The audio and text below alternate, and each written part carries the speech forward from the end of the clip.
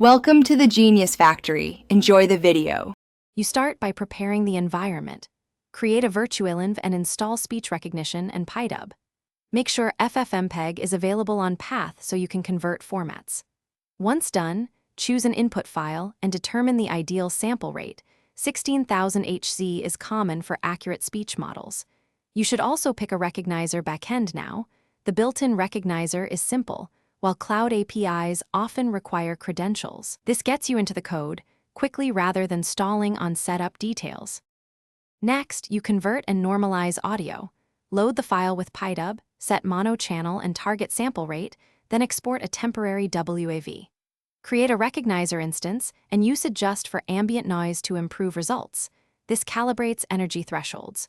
For short clips, call recognize Google or another recognizer. For longer recordings, split into time chunks and recognize each sequentially.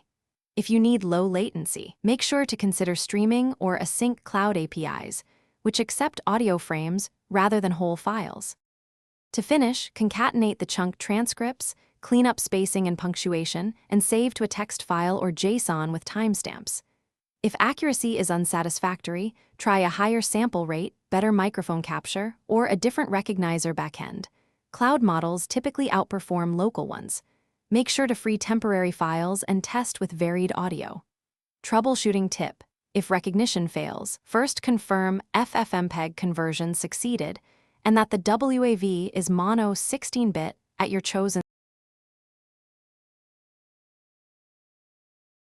Thanks for watching. If you found this helpful, don't forget to like and subscribe.